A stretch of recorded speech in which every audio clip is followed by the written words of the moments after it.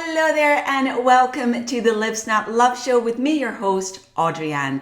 Now, this week we are diving into the SOL45 Lensbaby lens. So if you have this lens and you've been wanting more ideas on how to use it, or just get a tutorial on exactly how to use it, or you've just been thinking about getting this lens and would like some more information about it, then this week's episode is definitely for you. In it, I'm going to be diving into exactly what this lens is, what it does, some things to watch out for and be aware of, a tutorial on how to use it, and some ideas for images to take with this lens. Now, this video was actually originally recorded for our All Access Pass students. So in our All Access Pass community, you get the opportunity to submit questions every month, and we record a Q&A session with them. But if there are some particularly juicy, relevant questions, we pull them out and create an individual tutorial on it for our Q&A library. And when I recorded this for the All Access Pass members, I thought this would actually make a good YouTube video, so I am sharing it with you here as well. Now, if you are listening to this on the podcast, just please be aware that you'll get a much better experience for this one, particularly on the YouTube video. But hopefully you will enjoy it nonetheless. So without further ado, I'm going to pass over to myself and we will go on and deep dive into the SOL45. Hello there. So one of the questions that was submitted this month was on the Lensbaby SOL45, which is a creative lens.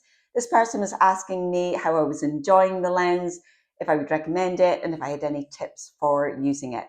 And I thought it'd be more interesting and more fun to do this as its own standalone tutorial. So this is going to be a little mini tutorial on the SOL45. So if you have the lens or you're thinking of getting a creative lens, this is going to be ideal for you. Okay, so let's talk first about what is the SOL45. So it is a lens and it's manufactured by the company called Lensbaby. Now, Lensbaby do loads of different types of creative lenses, from tilt shifts to velvet to they do prisms, all sorts of lenses. The SOL45 is what I would consider the kind of entry-level version of the Lensbaby creative lens lineup, because it's the most affordable, hence the reason why I have it.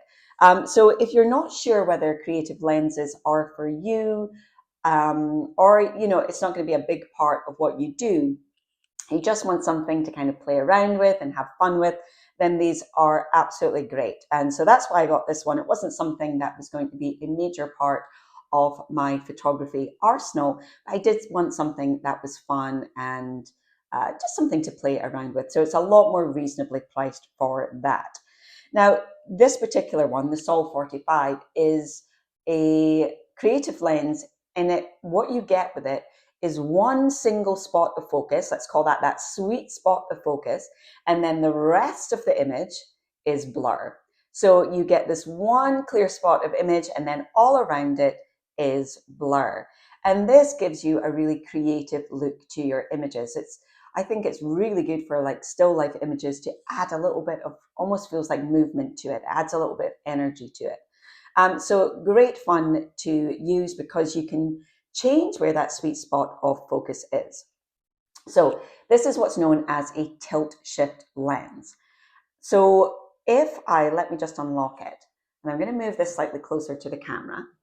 So this top part here, when it's a tilt shift, you can actually move that around. So can you see that I've moved that to one side, and then I can move it to the other. I can move it down the way. I can move it slightly more toward me. So I can shift this lens around. Now, what that enables you to do is change where that sweet spot of focus is.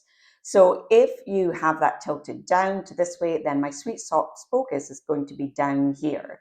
Of course, if I were to move it to over here, then my sweet spot of focus is going to be in that direction.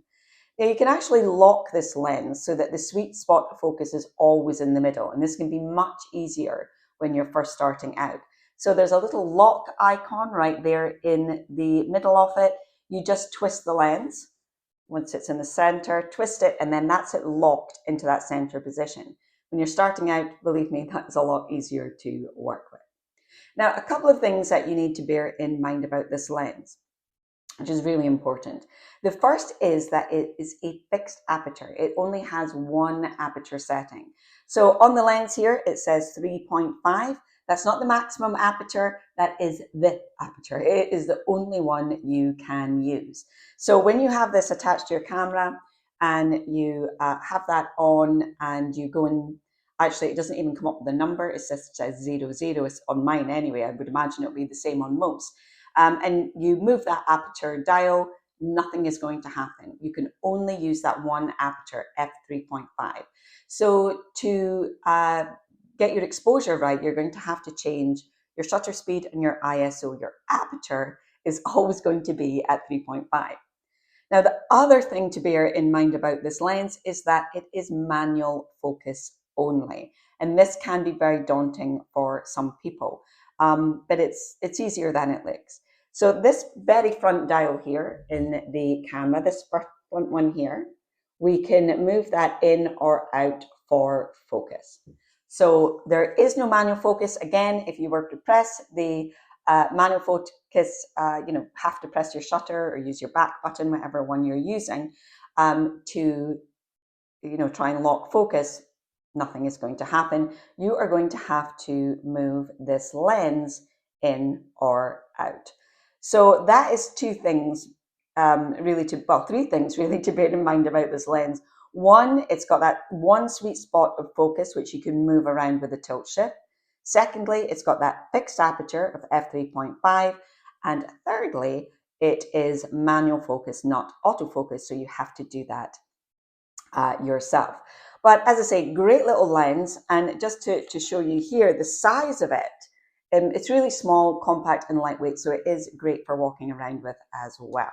So what I'm going to do now, I'm just going to shift the camera a little, and I am going to show you this in action and how it works. And then we'll, oops, I just hit my microphone, hopefully that was okay.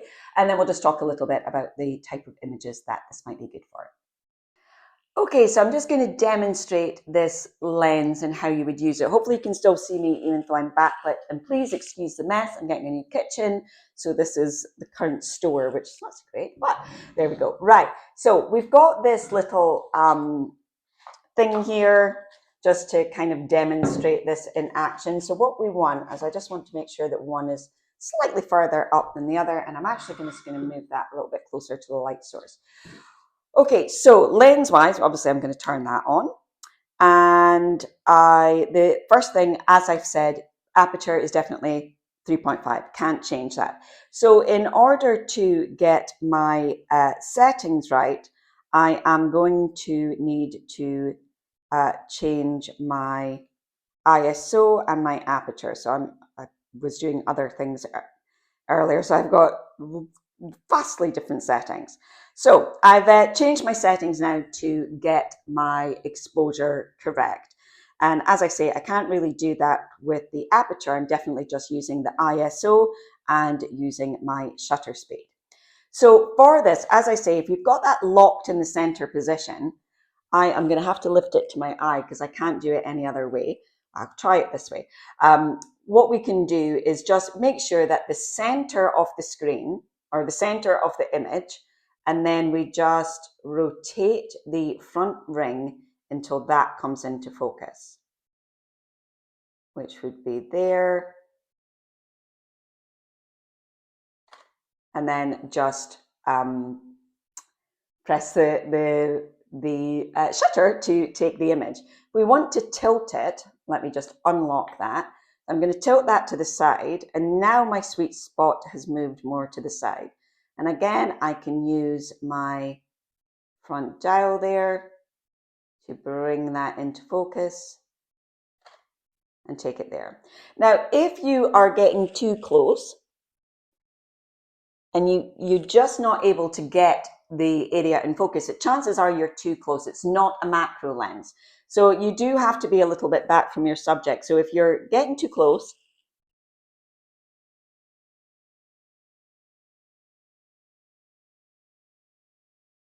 I can get that from there. So it's not too bad, but obviously that is going to change your depth of field as well. But if you can't get anything in focus, chances are you're too close up. I'm this close to the subject. I can't get anything in focus there. I have to come back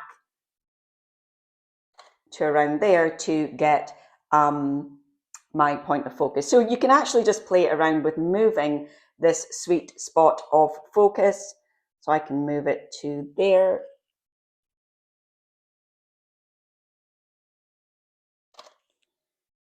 And again, just changing the, the tilt shift, and then just changing the focus ring to get it into focus.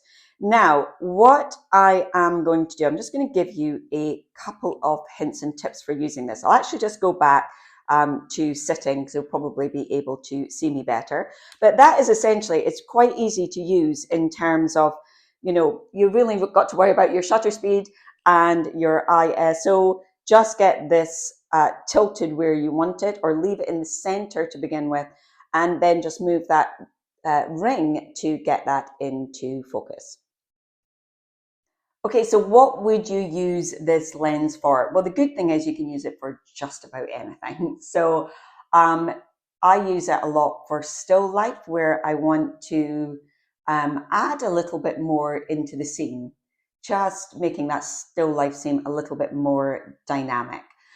So you can use that on any kind of still lifes. All I would say is that if you don't have much on around the subject, it's really hard to see that kind of blur. And sometimes that's really nice as well. But if you want to really sort of bring out that this area is blurred and this area is sharp, you want to make sure you've got something in there. So that image that we just took of these artichokey things, because there's not really much going on here, you're not going to be able to see the blur too much. Whereas if you have something that's got lots of color, lots of light, you're really going to be able to see that blur more effectively. Which does bring me on to the next little tip, which is anything that does have color and lights is great. Light's really good. I do love it at night when you've got street lights, car lights, and so on. I think it just adds a little bit more to an image. There was an image that I took recently in Stavanger when we were visiting there, and I took one without the Lensbaby, just a normal lens, kind of meh image. And then I took one with the Lensbaby, and it just felt a lot more dynamic with that. I really loved it in the light. So I do love it for that. I definitely want to do more night photography with it, because I think it's going to be really good for that. But the other idea I had for using it was in a fair. I think all that movement, lights and color, I think it would look kind of incredible. That is definitely something that is on my to-do list with it. But any kind of still life, great for that. I haven't really used it yet for portraits. That is next on my list. I kind of did a mock up one, if you know what I mean, just to see kind of what it was like when I was waiting at a bus stop one day with my husband. But so I actually think that could be quite interesting as well. And I do wish I'd had this lens back when my son was younger, because it would be so much fun for lifestyle images. I think that would be, again, really good for that. And some other areas I really want to try it out is down the beach. I think it would have looked great, again, lifestyle images, things like that. Again, it adds that kind of dynamism to a shot. So it's definitely one to play around with, because it can be difficult to get good results first time. I'm definitely still playing with it. I'm definitely not a Lensbaby expert. There's people get wonderful images with it. I'm still playing, but that is kind of where I would use it for. Things like flowers as well is great. The only thing I would say is just making sure that you really have something clear. If you've got lots of images, lots of flowers, try and get one that's standing out a little bit more, and then the rest are going to fall into that blur. So it's definitely one just for playing around with. So am I glad I got it? Yes, I think it's going to be really fun. I haven't played with it as much as I would like to, or that I told my husband I would when I bought it. But it's been good fun so far. I've really enjoyed some of the images. I'm getting used to where I see that I'm going to be able to use this. And I certainly wouldn't, I'm talking about portraits. I'm going to be doing a portrait session soon. And I would put this lens on at the very end and take a couple of shots with that. I wouldn't shoot a whole session like this. Absolutely not for me, but I think it'll be really fun in some situations, get really creative shots with that. So I will share these with you when I take them, but I hope that you have enjoyed learning about the SOL45, what I'm using it for and how to use it, and just some ideas of how to use this lens. I will leave a link to it underneath the video, so you can go ahead and grab that lens. And if you're interested in it and have fun with it, there's probably other tilt shift lenses available that are not from Lensbaby. If I can find some, I'll leave a link to it. And they would work in the same way. But Lensbaby is really well known. These lenses, also, just as a little side note, I couldn't be bothered waiting. Once I've decided I want something, I just have a tendency to go and get it.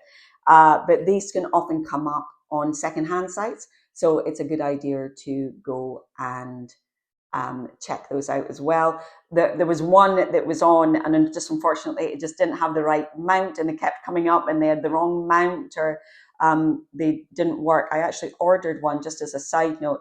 This is R6, and I have an adapter to fit my older lenses, EF lenses, onto it. And I bought a SOL45 with an EF mount and thought it would work with the adapter. It didn't work, just so you know.